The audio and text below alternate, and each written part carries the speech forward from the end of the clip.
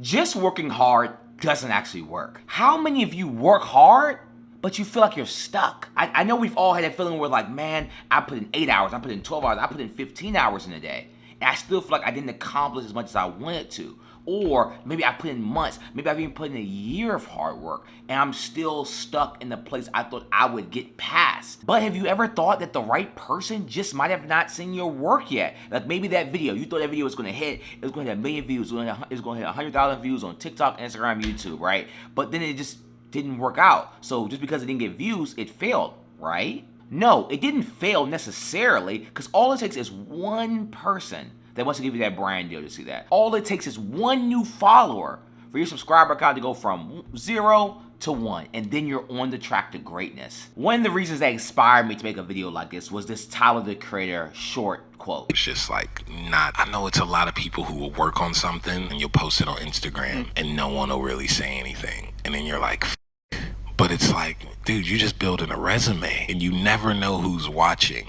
Like, y'all don't know how many people's pages I be on, YouTube's, listening to their music. Like, you don't know who's watching. I found Rex Orange County, found that man on YouTube. And I'm like, this is amazing. I had 6 views. I'm like, bro, this is crazy. You are talented. Come to LA.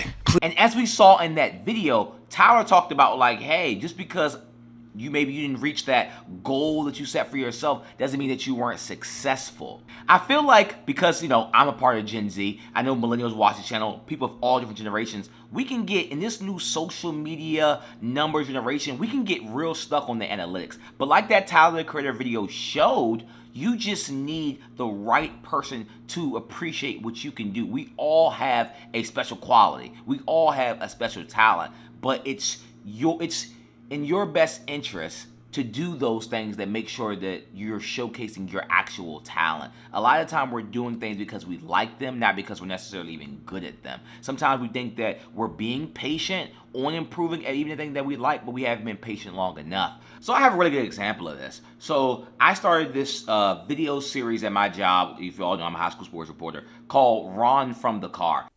Hey, how are you doing, San Antonio? Welcome to another episode of Ron from the Car. And today I'm out here at Ferris Stadium. I just started this randomly. I thought it'd be just a good way just to have my face on our social media pages. Didn't think it would really do much. The views weren't even great originally, maybe 1,000 views a video, maybe 2,000 views a video. The videos never, truthfully, to me, even reached its peak success point.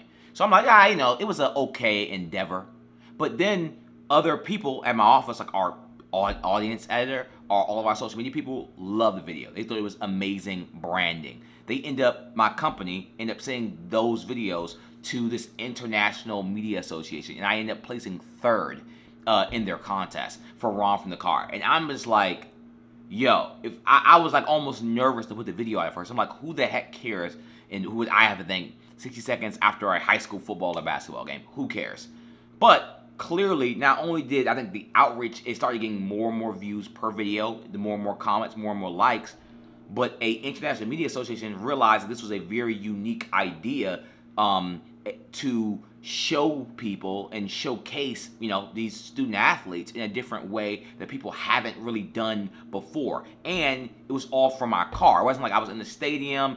I branded as Ron from my little Toyota Matrix right before I got my Tesla recently. And that was just one of the ways. It's like, man, I didn't even think it was doing well, but it's about who saw it.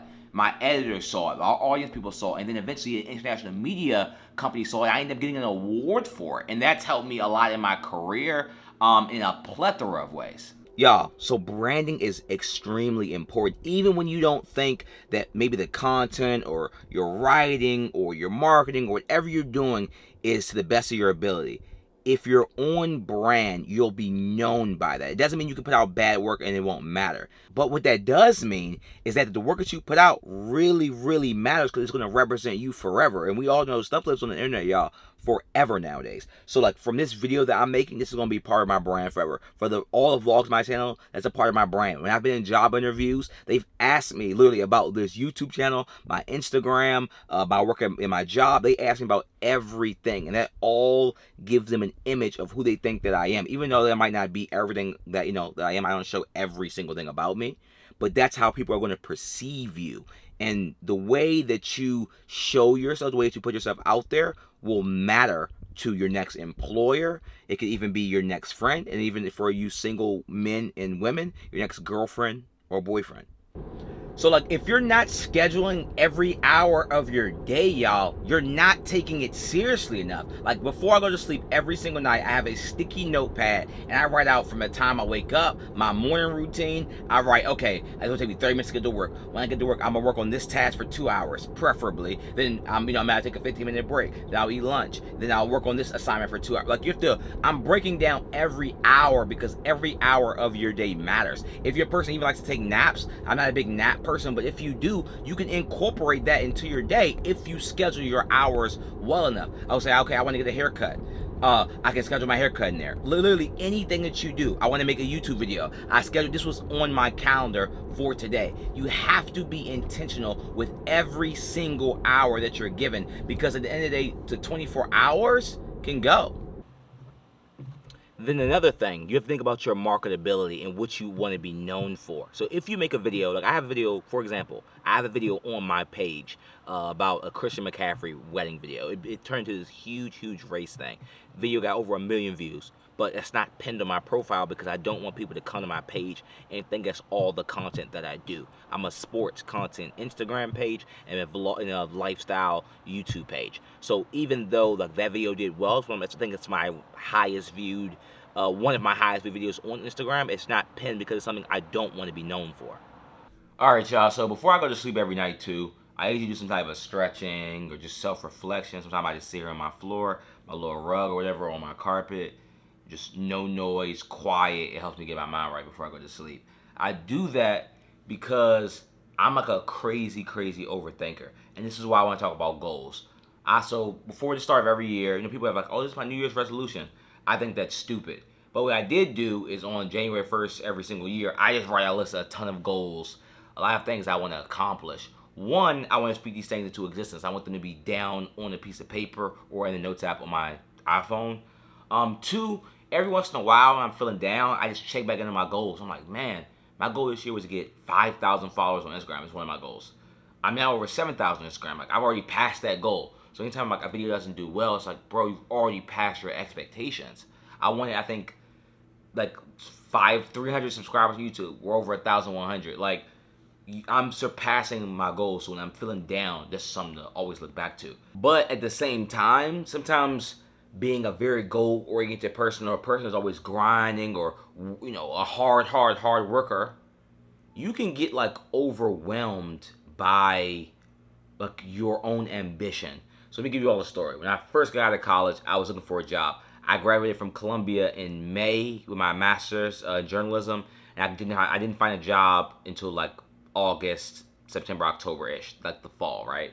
But let's say like I think that July, that August, I interviewed for a job at a online publication trying to cover Ohio State. I actually interviewed for the job and everything. Only like one interview. Was just a preliminary. Didn't get really very far.